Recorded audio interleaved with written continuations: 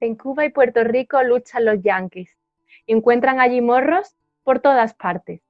Ay de los suyos si al alcance se ponen de nuestros puños. Estos versos fueron publicados el 14 de junio de 1898 en el álbum iberoamericano por Manuel del Palacio, considerado uno de los grandes periodistas satíricos del siglo XIX. Dichas palabras de Manuel del Palacio reflejan el sentir de la opinión pública española ante el enemigo norteamericano responsable de la pérdida de las últimas colonias en el Caribe. Precisamente el Caribe fue el escenario del primer contacto con América y también lo fue del último tras la pérdida de Cuba y Puerto Rico en 1898.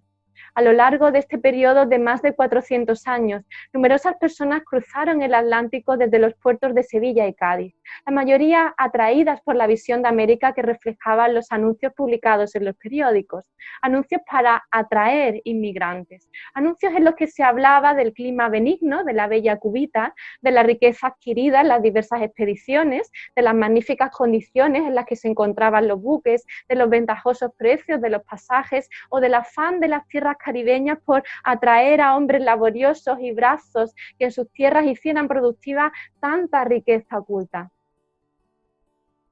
Esta llamada hacia Cuba quiere reconducir las heridas de dos intentos previos de insurrección que habían sido especialmente crueles y habían pasado factura en la sociedad española. Las últimas décadas del siglo XX nos muestran cómo se va configurando la sociedad cubana en una dinámica especial que tiene como temas la raza, la guerra, la construcción de una nueva sociedad a partir de la independencia. La extensa y variada documentación de la época nos da cuenta de todo ello.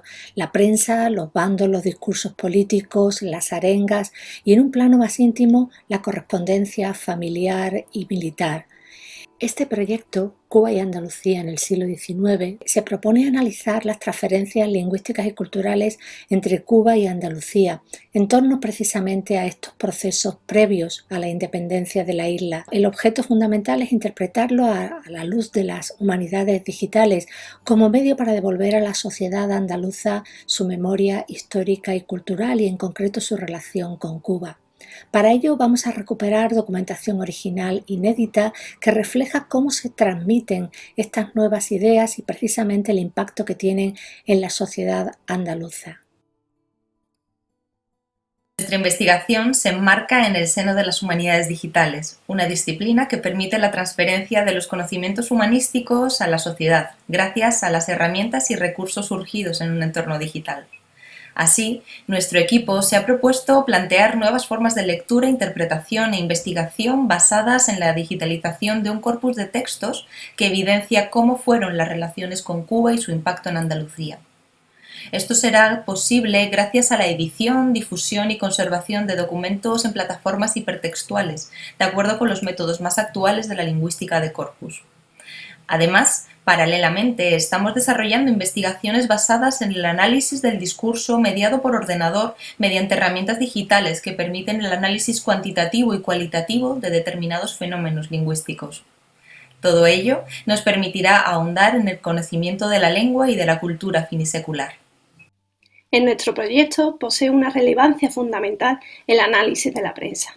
La prensa es el único medio con el que cuentan los andaluces para informarse sobre los sucesos ultramarinos. Por eso, uno de los objetivos de nuestro proyecto es rastrear en las hemerotecas los reflejos de las diversas etapas por las que fue atravesando el conflicto.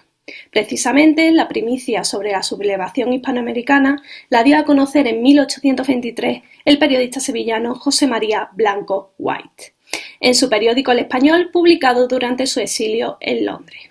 Esa misma noticia, recogida por El Observador, un conocido diario publicado en Cádiz, fue la primera información con la que contaron los lectores peninsulares.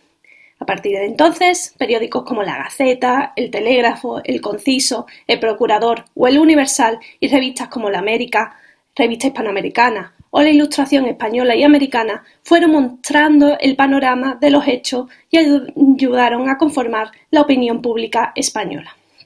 Así, los lectores de la prensa local y de la prensa nacional pudieron forjarse una imagen de la política adoptada por el gobierno sobre el conflicto en Cuba, o sobre la actitud de los Estados Unidos o sobre el comportamiento de los compatriotas cubanos. A su vez, La causa cubana contó con diversos diarios surgidos precisamente para batallar por sus ideales de independencia, como El Cubano Libre, La República o Cuba Libre. Incluso el propio José Martí expuso sus planteamientos en el periódico gaditano La Soberanía Nacional y en el sevillano La Cuestión Cubana. Todo esto se dirige a conseguir un objetivo prioritario, que es devolver a la sociedad andaluza la memoria de sus relaciones con Cuba, recuperando esa historia compartida a través de fuentes documentales y periodísticas. Andalucía, Cuba y América, un camino de ida y vuelta que no terminó en 1898. Es claro y salta a la vista a quien no aflige y contrista ese duelo traicionero entre un rico tocinero con ribetes de dentista y un hidalgo sin dinero pero con alma de artista y escudo de caballero.